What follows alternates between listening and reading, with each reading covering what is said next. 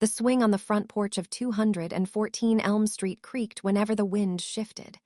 Not a squeak, but a low, groaning sound, like a ship's timber in a slow swell. I used to lie on it as a kid, my back against the warm wood, watching the ceiling boards for faces in the grain, listening to that sound. It was the sound of the house breathing. My grandmother taught me to listen to houses. She said they told you what they needed if you were quiet enough to hear. My name is Wendy Walsh. I'm 36 years old.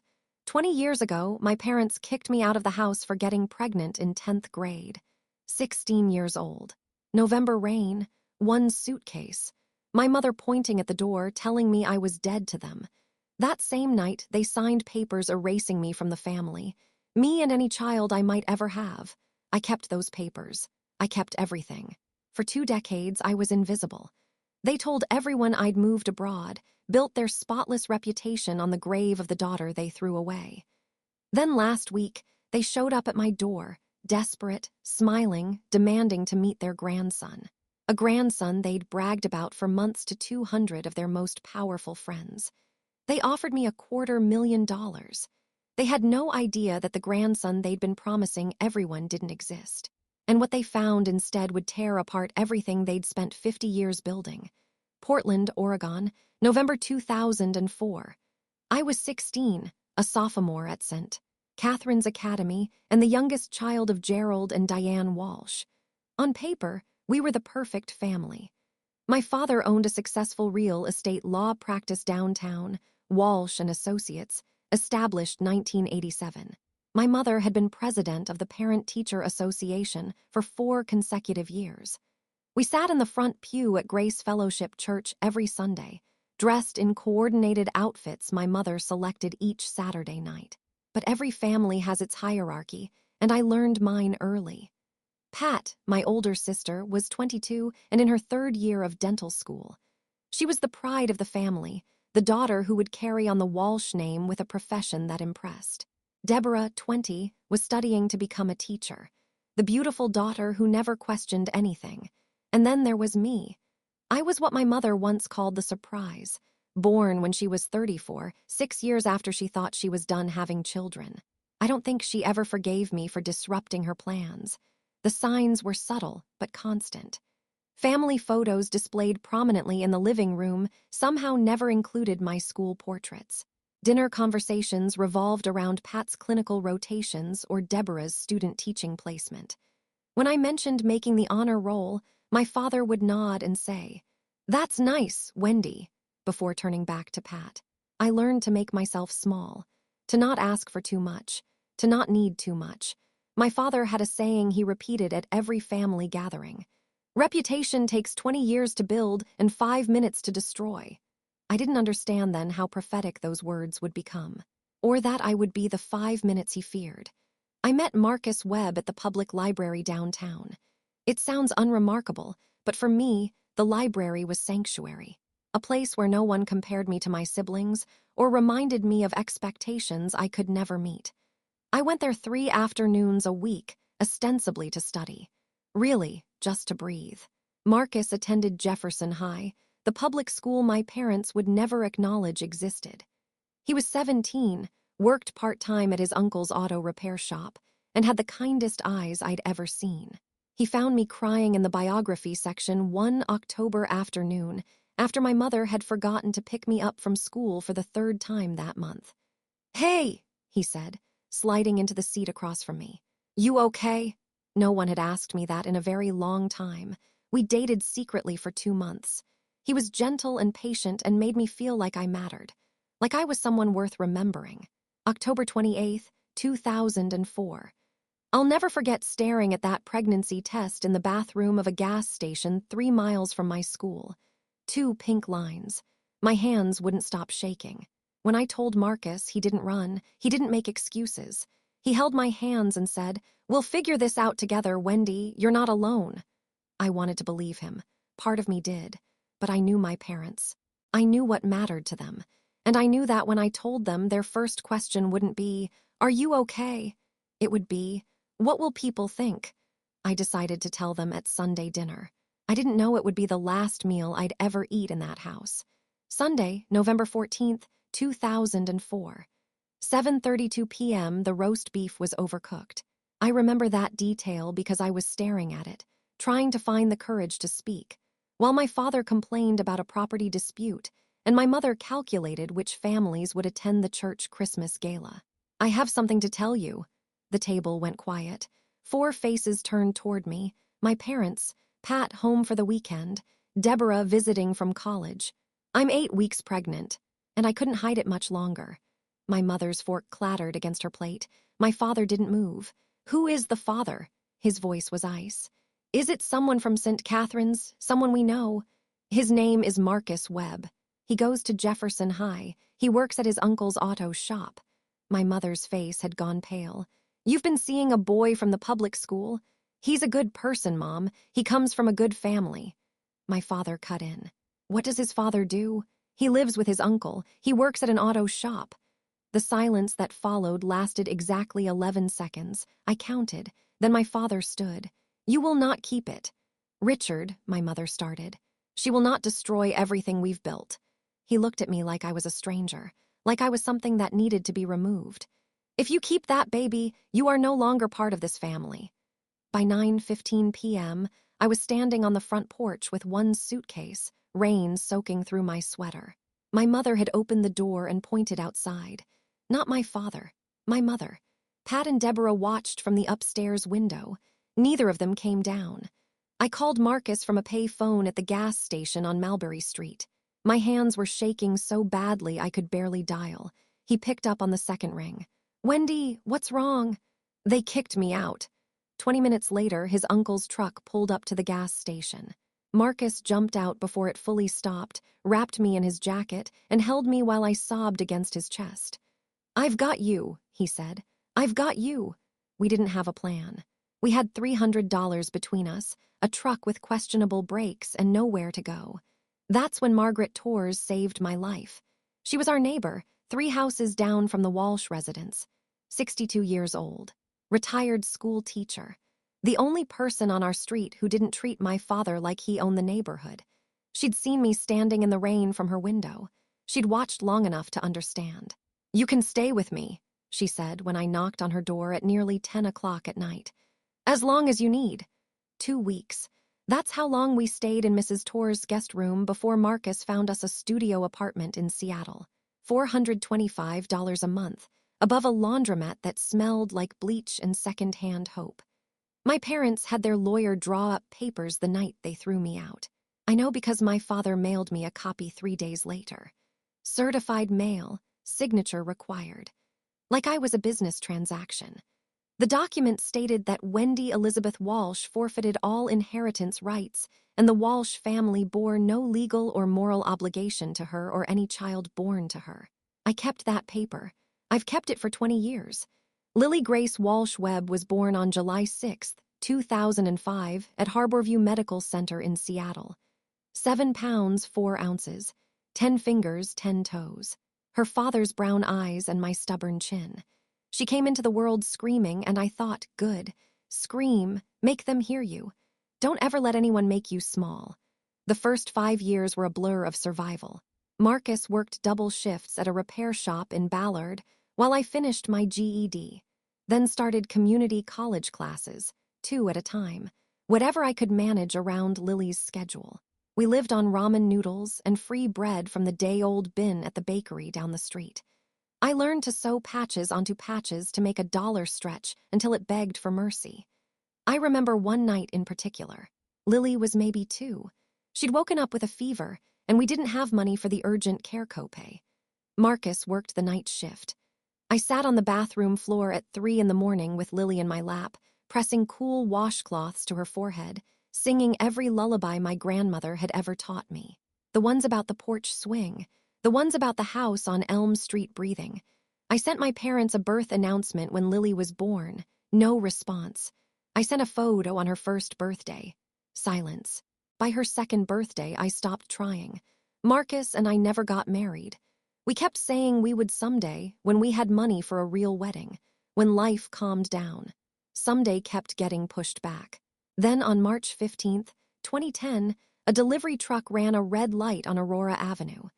Marcus was driving home from a night shift. The police officer who came to my door said he died on impact. He was 26 years old. Lily was 4. The life insurance policy Marcus had through work paid out $12,000. That was it. $12,000 for 26 years of a good man's life. I was 22 years old. A single mother with a 4-year-old daughter, $12,000, and absolutely no one to call. I could have given up then. I didn't.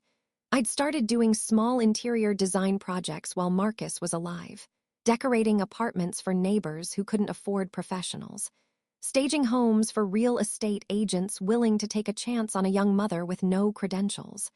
I had an eye for it, people said, a gift for making small spaces feel like home. After Marcus died, I threw myself into that work like my life depended on it, because it did. There's a particular quality to those early years I don't think I'll ever forget. The way the laundromat below our apartment hummed at all hours.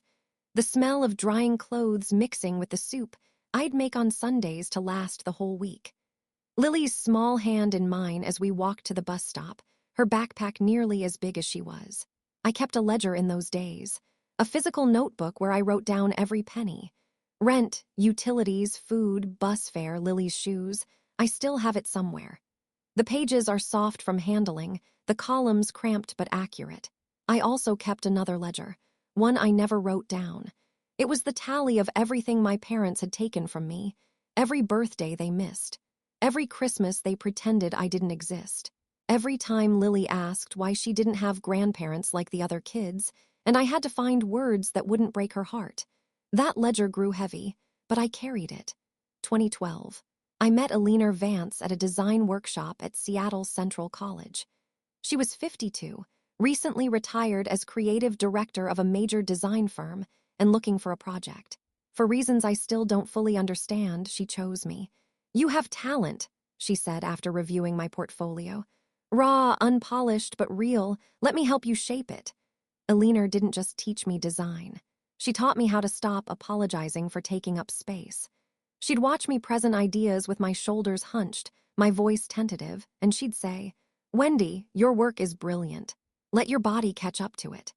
2014.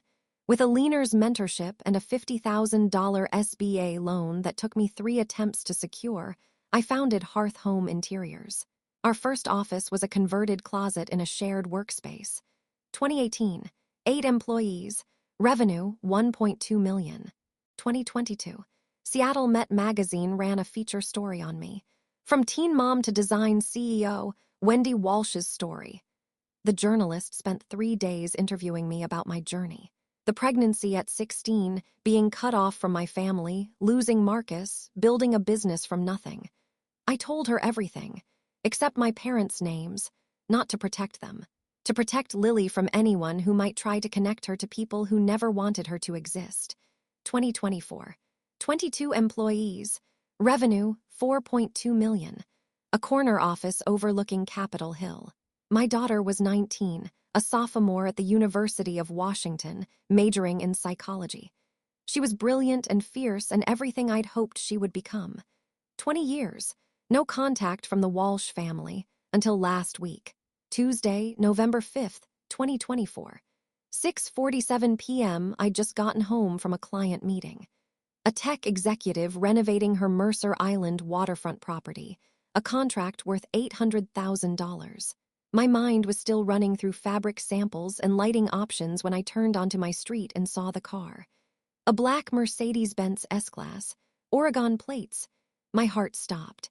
I parked in my driveway and sat there for a full minute, gripping the steering wheel, watching 2 figures standing at my front door. The man had gray hair now, stooped shoulders. The woman still held herself with that rigid posture I remembered. That constant vigilance against anything that might disturb her carefully constructed world. Gerald and Diane Walsh, my parents. I hadn't seen them in 20 years. I considered driving away, going to a hotel, calling Lily, pretending this wasn't happening. But I was 36 years old. I owned a company. I had built a life without them. I would not run. I got out of my car and walked toward them. My father spoke first. "Wendy, you look." He paused, scanning me, my designer coat, my leather bag, my house. "Well, "What are you doing here?" My mother stepped forward. Her face had more lines now, her hair a careful shade of ash blonde that didn't quite match her age. "We know about your son, Wendy. We know you have a son." I stared at her. "We'd like to meet him," my father added. "We'd like to reconnect as a family." The absurdity of it nearly made me laugh. 20 years of silence. 20 years of pretending I didn't exist. And now they were standing on my porch asking to meet a grandson they'd never bothered to know. A grandson who didn't exist. I let them into my house. I still don't know why. Maybe I needed to hear what 20 years of silence had led to. My father sat in my living room like he was evaluating a property for purchase. Assessing the hardwood floors, the custom built-in shelves, the original artwork on the walls. My mother perched on the edge of my sofa, hands folded, spine straight. "Your anniversary," I said. "That's why you're here. 50 years." My father almost smiled. "November 15th. We're hosting a celebration at the Heathman Hotel. 200 guests. The mayor will be there. Pastor Harrison. The Rotary Club board. What does that have to do with me?" My mother exchanged a glance with my father. "There have been questions, Wendy, about you, about what happened 20 years ago." "People talk," my father added. "Some people remember that we had a third child. They've asked where you are. What happened to you? We've always said you moved away, went abroad. But lately the questions have become more persistent. So you need me to make an appearance. Show everyone that the Walsh family is whole and happy. We need your son." My mother's voice was firm. "We've told people about him, about our grandson. He should be there, representing the next generation of the Walsh family." The room went very still. "Who told you I have a son?" "We read that article." My father waved his hand dismissively.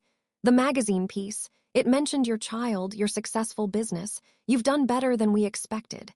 Better than we expected. As if I'd been graded. As if my entire life was a test I might have failed. "And if I refuse?" My father's jaw tightened. "Let's not make this difficult, Wendy." He reached into his leather briefcase and withdrew a blank check. The sight of it made my stomach turn. "We're prepared to compensate you," he said, placing it on my coffee table. $250,000. You bring your son to the party, stay for 3 hours, take some family photos. Then you can return to your life. I looked at the check, then at my mother, who was nodding as if this were the most reasonable proposition in the world. $250,000, I repeated. "Is that what 20 years of silence costs?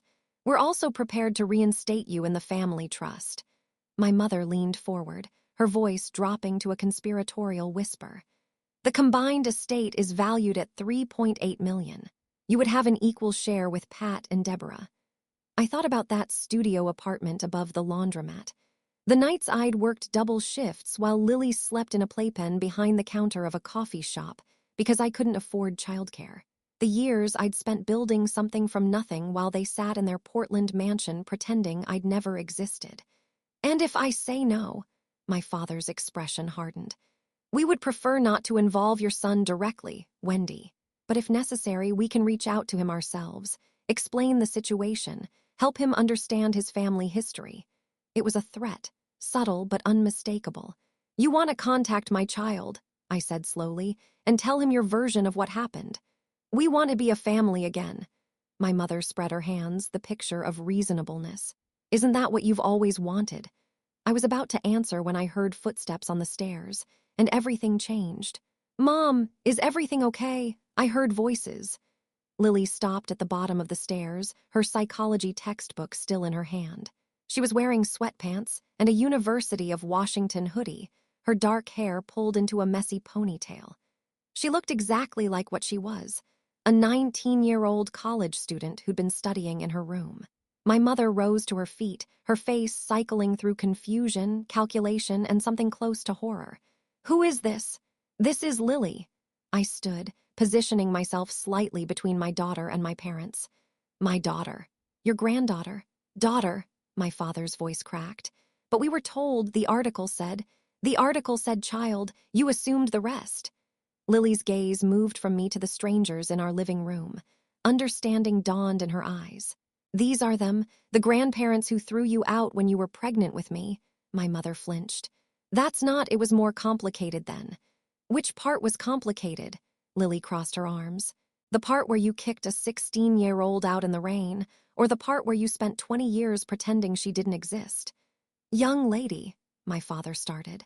I'm not your young lady. I'm the grandchild you never wanted to meet, the one you tried to make disappear. Lily's voice was steady, but I could see her hands trembling. I know everything. Mom never hid it from me. I know about the letter. I know about the inheritance papers. I know you told your friends she went abroad. My parents sat in stunned silence. Lily looked at me. They came here for a grandson, didn't they? Someone they could show off. Yes. She turned back to them with a cold smile. Surprise. My father recovered faster than my mother.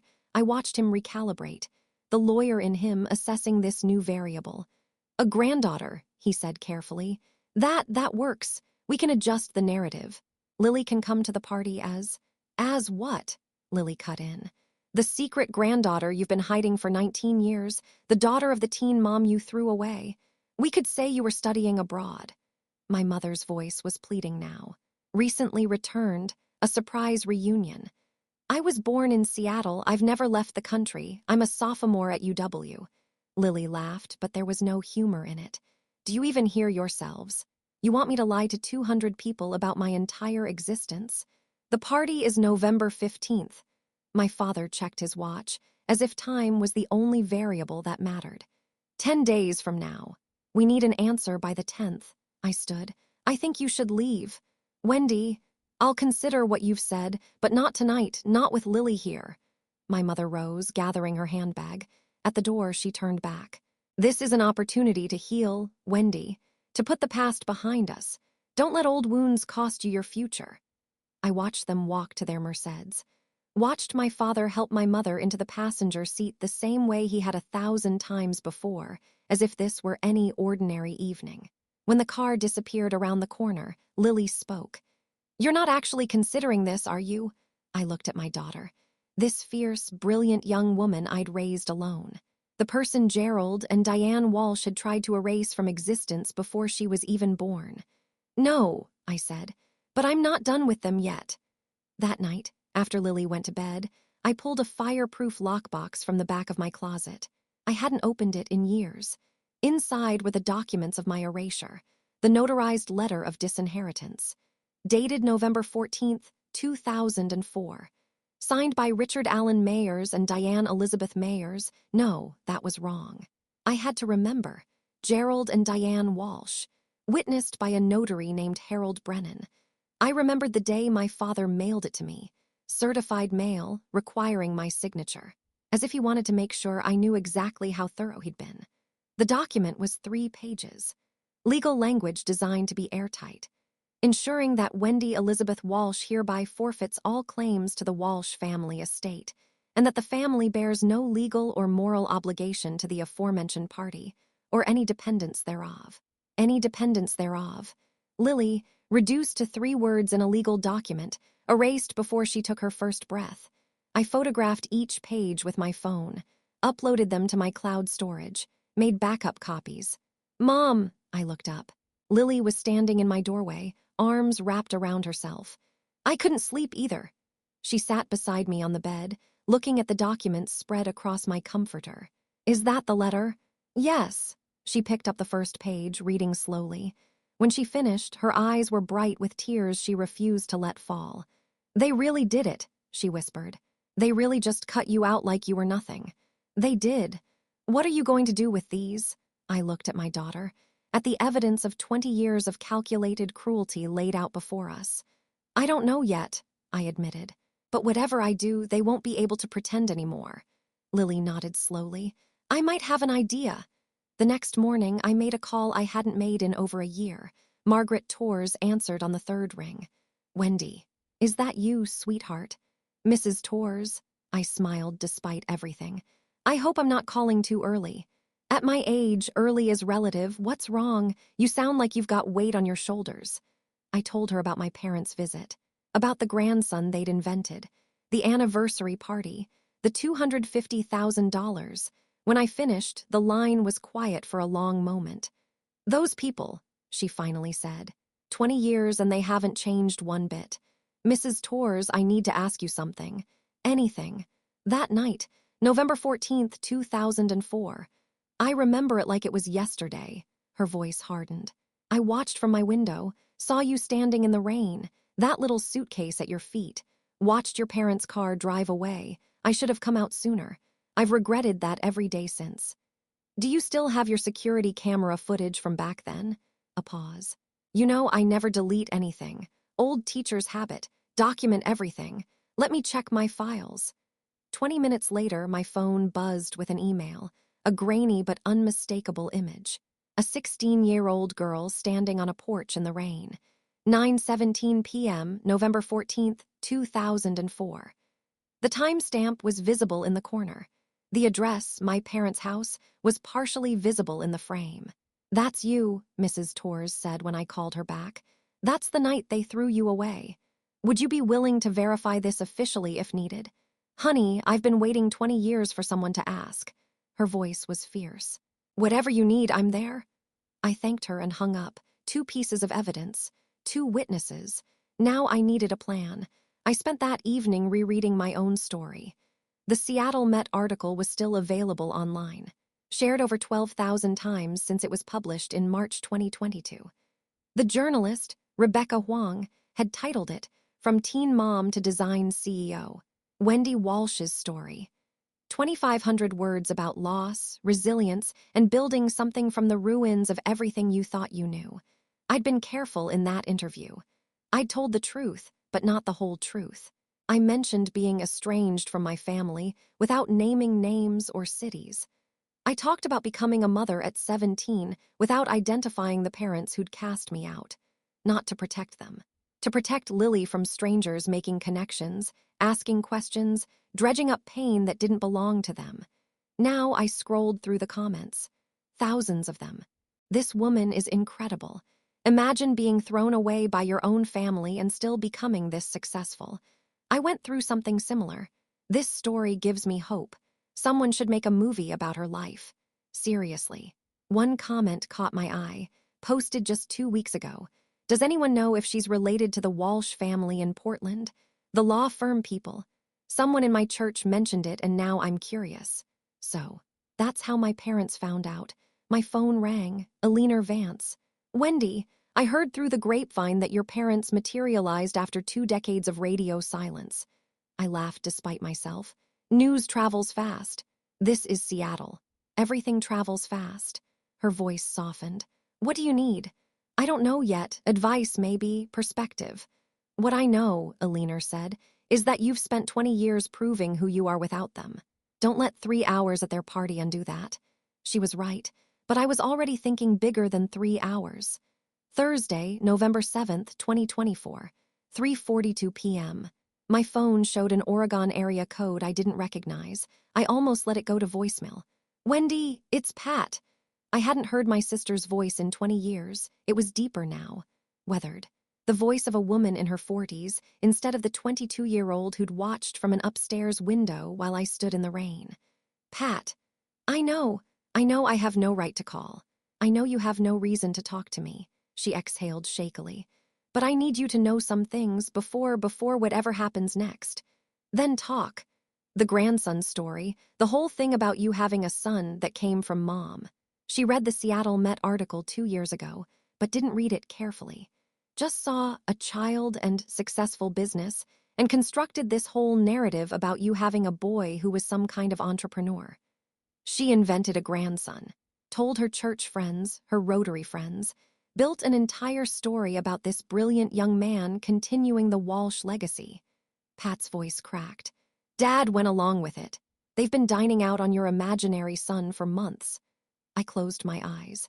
Even now, even after everything, my parents' capacity for delusion still stunned me. Why are you telling me this? Because I was a coward, Wendy. Her voice broke. 20 years ago, I should have come downstairs. I should have said something. I should have. She stopped, breathing hard.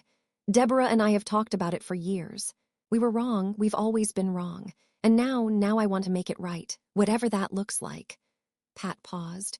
The anniversary party. Deborah and I will be there. If you decide to come, you won't be alone. I didn't know what to say to that. Pat talked for another hour. She told me about the unwritten rules of being a Walsh child, the expectations, the constant performance, the way our parents wielded approval like a weapon, granting it to those who complied and withdrawing it from anyone who stepped out of line. Deborah has 2 kids, she said, 8 and 11. She's terrified of them growing up the way we did, walking on eggshells, never knowing if they're good enough. Why didn't you ever reach out in 20 years? Long pause. I almost did. 5 years ago, I had your number, found it through the business website, dialed it at least a dozen times. Her voice dropped, and every time I hung up before it connected, because I knew that if I talked to you, I'd have to admit what I let happen, and I wasn't ready. What changed? Seeing them show up at your door, demanding a grandson that doesn't exist, trying to buy you like you're a prop for their anniversary photo. Pat exhaled. It made me realize, if I don't say something now, I never will, and I'll spend the rest of my life knowing I failed you twice. I thought about the sister I remembered, the one who played board games with me when our parents were at their charity galas, the one who taught me to ride a bike in the backyard. There's something you should know, Pat added. The anniversary party. There's going to be a family moment that gets live-streamed on the church Facebook page. Pastor Harrison's idea, a show of unity for the congregation. A live stream, 200 witnesses in person, and who knew how many more watching online. Thank you for telling me, Pat. What are you going to do? I looked out at the Seattle skyline, at the life I'd built from nothing. I'm not sure yet, but I'm starting to see it clearly. Friday, November 8th, 2024. 10:14 a.m. My father called directly this time. No preamble. Wendy, we're running out of time. The party is in 1 week. $250,000. Full reinstatement in the family trust. Final offer. I've been talking to Pat. Silence. He told me about the grandson story you've been telling people. The one you made up based on an article you didn't bother to read carefully. That's not. We may have embellished slightly. You invented an entire person. You've been telling your friends about your successful grandson for months. A grandson that doesn't exist. Wendy, my father's voice hardened. I don't appreciate your tone. After everything we're offering, what exactly are you offering? Money to make me perform for your friends. A spot in a trust you used to erase me. I kept my voice calm, steady. You're not offering me anything. You're trying to buy your way out of a lie you created.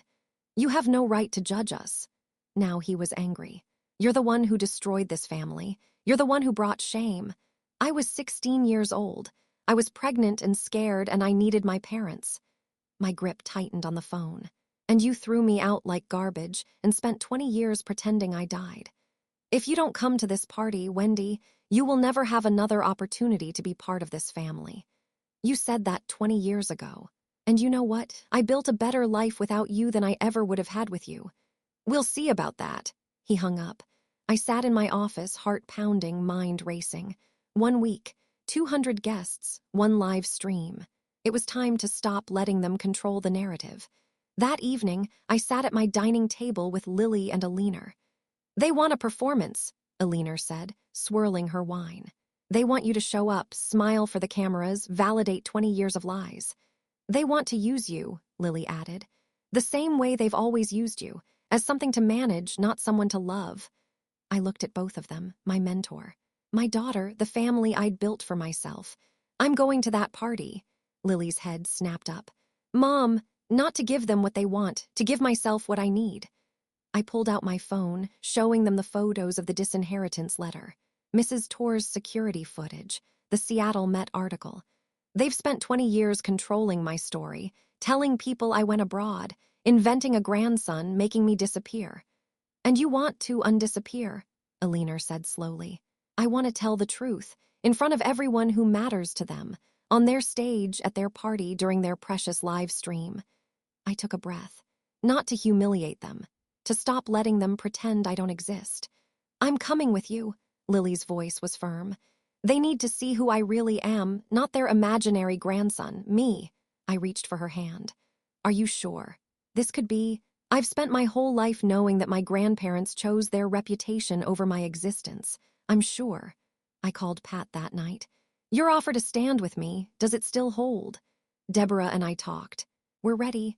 Then I need you to do something. Don't warn Mom and Dad. Don't tell them I'm coming. Can you do that? Yes. Good. I looked out at the Seattle skyline, at the life I'd built from nothing.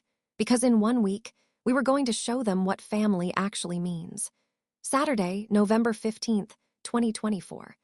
6:47 p.m. The Crystal Ballroom at the Heathman Hotel was everything my parents would have chosen.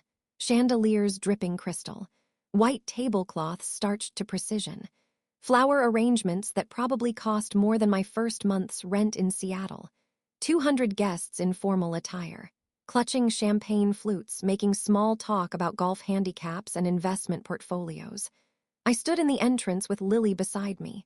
She wore a navy blue dress, simple and elegant. I'd chosen black, professional, understated, impossible to ignore. "You okay?" she whispered. "I'm about to crash my parents' 50th anniversary party to tell 200 people they've been lying for 20 years. I squeezed her hand. "I'm terrified." "That's not what I asked." I looked at her. This incredible young woman who'd grown up knowing her grandparents had tried to erase her, who'd built her own strength from that knowledge instead of letting it break her. "Yeah," I said. "I'm okay." We walked in. The room was arranged around a raised platform at the far end, where my parents would give their speeches. A camera crew was setting up the live stream for Grace Fellowship Church. I could see the Facebook Live indicator already blinking. And there they were, Gerald and Diane Walsh, standing on that stage, surrounded by well-wishers. My mother in champagne-colored silk, my father in a tailored navy suit, both of them glowing with the confidence of people who believed they'd won. They hadn't noticed us yet. The room was too crowded, the attention too focused on them. But heads were starting to turn. Someone near the door whispered, Is that her, the daughter from the article? The design CEO." The whispers spread like ripples in water, and then my mother looked up. My father had just begun his speech. 50 years of marriage has taught me that family is everything. Deanne and I have built our lives around that principle. Our children, our community, our faith. His voice carried across the ballroom, amplified by the microphone, captured by the live stream camera. 200 faces watched. On the small monitor near the stage, I could see the Facebook Live comment section scrolling. "Beautiful couple. God bless the Walsh family. What an inspiration." My mother saw me first. Her champagne smile froze. I watched her hand tighten on my father's arm. He followed her gaze, stopped mid-sentence. The room began to notice. Heads turning, whispers building. Someone near the back said, loud enough to carry, "That's her from the magazine." The design CEO. Someone else, "That's Gerald's daughter. I thought she was in Europe." My father recovered first.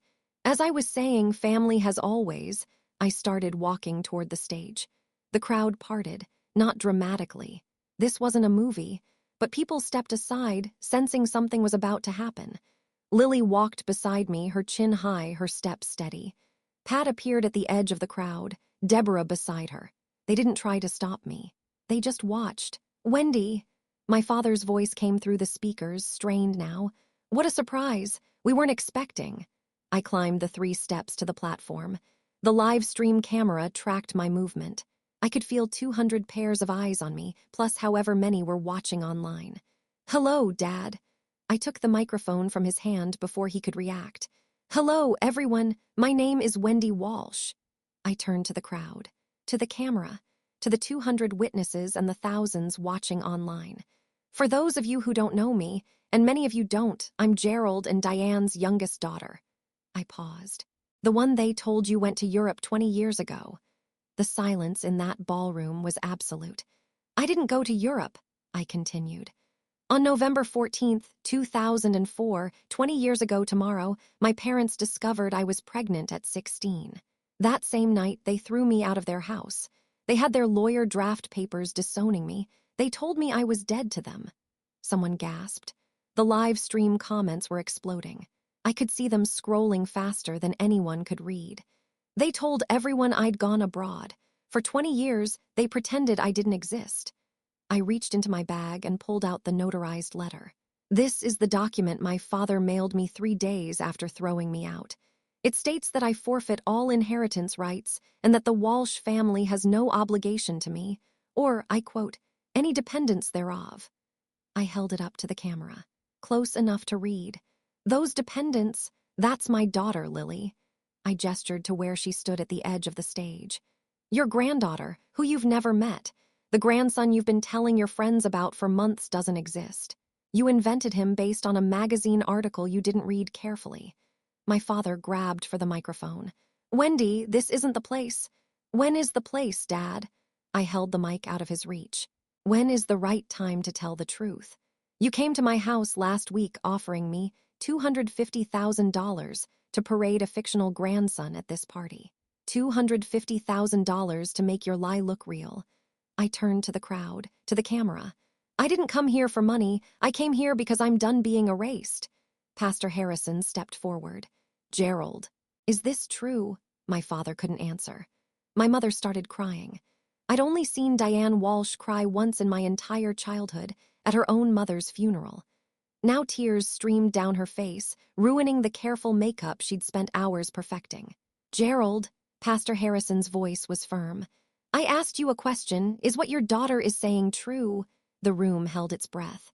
My father looked at the crowd, the mayor, the Rotary Club board members, the church elders who had respected him for decades. I watched him calculate, search for an angle, try to find words that would spin this into something acceptable. He couldn't find them. It was a difficult time, he finally said. We made decisions that, you threw me out because I was pregnant. My voice stayed calm. Because your reputation mattered more than your child. Pat stepped onto the stage, then Deborah. They stood beside me, not touching, but present. She's telling the truth, Pat said, her voice carrying through the room. Deborah and I were there that night. We watched from the window while our parents put our 16-year-old sister out in the rain. We never said anything. That was our failure. The whispers became a roar. I could see people pulling out phones, texting, recording. The mayor, Harold Simmons, was already moving toward the exit. Mrs. Torres, I said, pointing to a gray-haired woman in the back row who had flown up from Portland that morning. Our neighbor from 20 years ago. She saw everything. She has photos. Timestamps. Margaret Torres stood, her chin lifted. I watched that child stand in the rain for 10 minutes before she walked away. I gave her a place to sleep. The Walsh family never once asked where she went. The live stream comments exploded. This is insane. Those poor girls. Someone call the news. Can you imagine? I handed the microphone back to my father. He took it reflexively, like a man in shock. I didn't come here to destroy you, I said quietly, enough that only those on stage could hear. I came here to stop being invisible. Then I turned back to the crowd and raised my voice. I'm not asking for your pity. I don't need it. 20 years ago, I was thrown out with nothing. Today, I own a design company in Seattle with 22 employees and over $4 million in annual revenue. My daughter is a sophomore at the University of Washington. We built our lives without the Walsh family's help. I looked directly at the camera. I'm not here for revenge. I'm here because my parents tried to buy my silence last week. $250,000 to pretend their lies were true. I'm here because they deserve to face the consequences of what they did. Not in private. In front of the community, they value more than their own children. Lily climbed onto the stage and took my hand. I'm Lily, she said into the microphone. The granddaughter they never wanted. I'm 19 years old. I've known my whole life that my grandparents chose their reputation over my mother, and by extension, over me. She looked at Gerald and Diane. You could have known me. You could have watched me grow up. You could have been at my birthday parties, my school plays, my high school graduation. Her voice cracked. You chose not to. And now you don't get to pretend that was ever our fault. Lily handed back the microphone and walked off the stage. I followed her. Behind us, the crystal ballroom erupted into chaos. At the ballroom door, I turned back one last time. One more thing. My voice cut through the chaos. I'm not going to sue you. I'm not going to contest the will or demand money. The disinheritance papers you signed 20 years ago, I'm keeping them as a reminder of who you really are, not as a weapon. My father looked up. Something like confusion crossed his face. He'd expected a battle, a lawsuit, demands. But understand this. If you ever spread lies about me or my daughter again, if you ever try to contact Lily without her consent, or spin some new story about us for your friends, I will make every document I have public. I have the disinheritance letter. I have time-stamped photos. I have witnesses. I nodded toward Mrs. Torres. And now I have 200 witnesses to this conversation. Eleanor Vance appeared at my elbow. Ready? Yes. As we walked through the doors, I heard Pastor Harrison's voice. Gerald, Diane, I think we need to talk privately tonight. Lily squeezed my hand as we stepped into the November evening. The air was cold and clean, and for the first time in 20 years, I felt like I could breathe. Mom, her voice was small. Did we do the right thing? I thought about 16-year-old Wendy standing in the rain with a suitcase and a baby she hadn't planned for. I thought about all the years of building, surviving, fighting to become someone worth being. We told the truth, I said. We set a boundary. We let them face the consequences of their own choices. I pulled her into a hug. That's not revenge, that's justice. What happens now? I looked up at the night sky. Now we go home. The fallout began within hours. By midnight, the live stream clip had been shared 847 times. By morning, that number had tripled. Someone had titled it, Woman Exposes Parents' 20-Year Lie at Their Anniversary Party, and uploaded it to YouTube, where it accumulated 40,000 views in the first 24 hours. 47 guests left the party within 30 minutes of my departure. I learned this from Pat, who called me Sunday morning with a full report. Mayor Simmons walked out without saying goodbye to Dad. Mrs. Patterson from the church board followed him. The Hendersons, you remember them. They own the chain of auto dealerships. They actually apologized to me on their way out. Apologized for never asking where you were, for just accepting the story. Sunday afternoon, a short item appeared in the Portland Herald. Local attorney's anniversary gala ends in family revelation. The article was carefully neutral, but the comments section was not. I went to church with these people. I had no idea. Gerald Walsh drew up my will. What kind of man throws out his own child? Anyone who watched that live stream will never see that family the same way. By Monday, my father had resigned his position as elder at Grace Fellowship Church. For personal reasons, the church bulletin stated, but everyone knew. By Wednesday, the Rotary Club board announced they would be reviewing membership criteria at their next meeting. My father's name was specifically mentioned, and through it all, I was in Seattle, answering emails from potential clients. 7 new inquiries came in that week. People who'd seen the Seattle Met article 2 years ago and had just connected it to the viral video. Some fallout destroys, other fallout clarifies. Mine did both. The following Thursday, a reporter from Seattle Met called. Rebecca Huang, the same journalist who'd written my profile 2 years earlier. Wendy, I don't know if you've seen, but your video is everywhere. We'd love to do a follow-up piece. The CEO who confronted her past. What do you think? I thought about it. Let me get back to you. Of course. Just know the response has been overwhelming. People are connecting with your story. A lot of them have similar experiences. She wasn't wrong. My company's general inbox was flooded with messages, not about design, about family, about being cut off, about spending years feeling invisible and finally finding the courage to speak. Your video made me call my brother for the first time in 12 years. I'm a teen mom too. You gave me hope. Thank you for showing that success is the best response to people who tried to destroy you. Saturday. Pat and Deborah's first visit to my home in 20 years. We sat in my living room, the same room where our parents had tried to buy my silence 2 weeks earlier, and talked for 6 hours. Pat told me about the years of guilt. Deborah cried when she met Lily for the first time.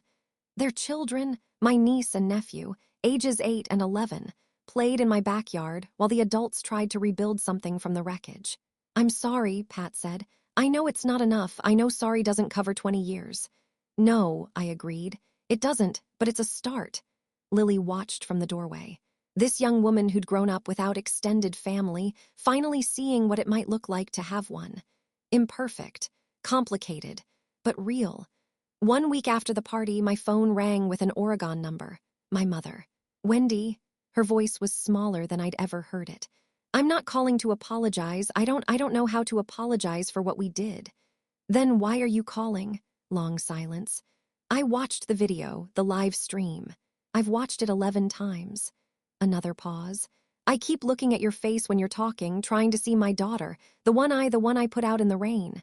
I said nothing. Your father is, she trailed off. He's not doing well. The church, the Rotary, his colleagues. Everyone is looking at him differently now. He doesn't know how to handle it. I didn't do this to punish him or you. I know that now. Her voice cracked. You did it because you had to stop pretending. You did it because we gave you no other choice. Why did you call, Mom? The longest silence yet. Because I wanted to hear your voice, because I haven't heard it in 20 years. And I realized I might never hear it again. She was crying now. Because my granddaughter stood on that stage and told 200 people she'd spent her whole life knowing we didn't want her. And I couldn't breathe. I closed my eyes. I'm not ready to forgive you, I said. I might never be, but I'm not going to hang up on you either. That's more than I deserve. Yes, it is. We stayed on the line for another minute, not speaking. Then she said goodbye. She didn't ask for another chance. She didn't demand anything.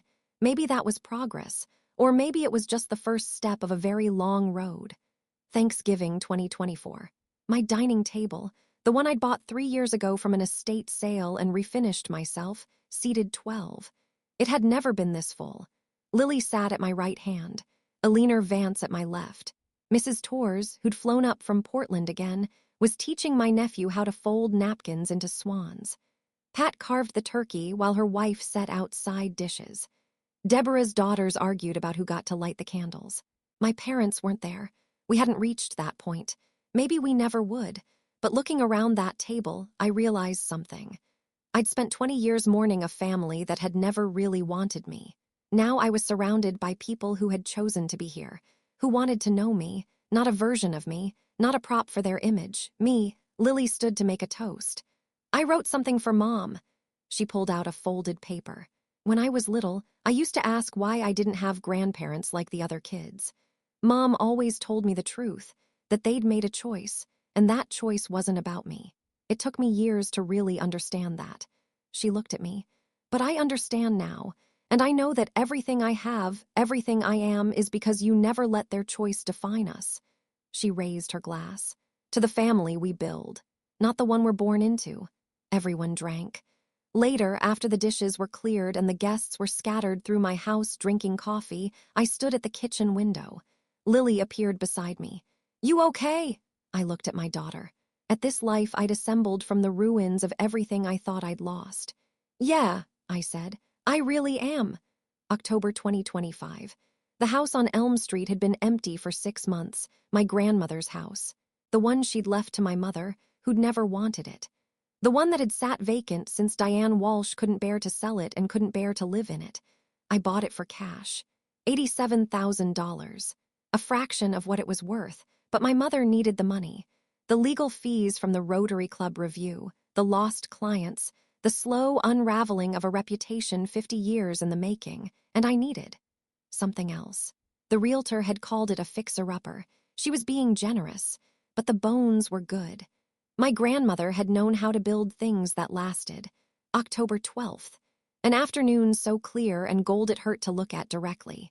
I stood in the kitchen, the one my grandmother had cooked in for 50 years. The same cabinets. The same porcelain sink with the slight chip on the left side. The same window over the sink, looking out at the backyard where my grandmother had grown tomatoes and snap peas and roses that climbed the fence.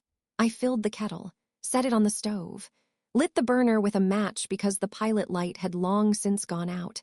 While the water heated, I opened the cabinet above the sink. There it was, the blue and white teapot my grandmother had used every afternoon of her life. The one my mother had called fussy and old-fashioned and had never once touched. I rinsed it carefully, warmed it with hot water from the tap, measured the loose-leaf tea, English breakfast, the kind my grandmother had ordered by mail because no local store carried it, into the pot. When the kettle whistled, I poured, watched the water darken, breathed in the smell of bergamot and something else, something that was just her. I carried the pot and a single cup to the front porch. The swing was still there, 21 years since I'd last sat on it. The wood was gray now, weathered but solid. The chains had rusted but held. When I sat down, it creaked. That same low groan I remembered from childhood, the sound of the house breathing. I poured the tea, wrapped my hands around the warm cup, let the heat seep into my fingers. The street was quiet. A dog barked somewhere down the block. Leaves skittered across the sidewalk, dry and brown and sounding like whispers. I didn't check my phone. I didn't think about the office, or the client meeting on Tuesday, or the email from Rebecca Huang asking for another interview. I just sat. The house behind me, full of projects waiting to begin. The porch around me, solid and known. The swing beneath me, creaking gently. I thought about my grandmother. The way she'd sit here every afternoon at 4 o'clock, rain or shine, winter or summer. The way she'd say, "The day needs marking, Wendy. If you don't stop to notice it, it'll pass right through you." For 20 years, I'd been moving, surviving, building. One day bleeding into the next, marked only by what I'd accomplished, what I'd crossed off the list. This was different. This was stopping. The tea was perfect, hot and strong and just slightly sweet the way she'd taught me. You don't add sugar until after it's steeped, Wendy. Patience. The sugar will wait. I smiled, took another sip. My phone buzzed in my pocket. I ignored it. It buzzed again, then again. I pulled it out. 7 texts from Pat, 3 from Lily, 1 from an unknown number. I opened Lily's first. "Kessler called me. He said to tell you.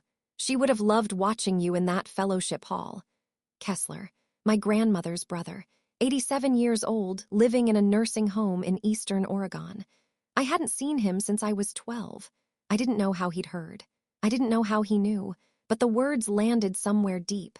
Somewhere I hadn't realized was still hurting. "She would have loved watching you." I set the phone down, face up on the porch swing beside me. Let the screen go dark. The afternoon light was shifting now. Long shadows stretching across the yard. The air cooling just slightly, that edge of evening that October brings. I thought about Lily. About the way she'd looked at me after the party, fierce and proud, and so much like Marcus it made my chest ache.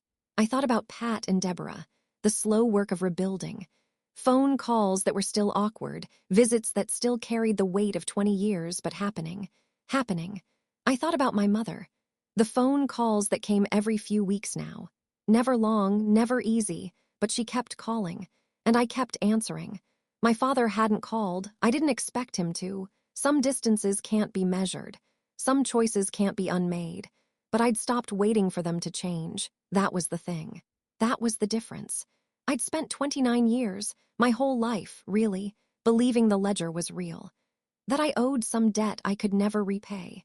That my value was measured by their approval, their attention, their reluctant acknowledgement of my existence.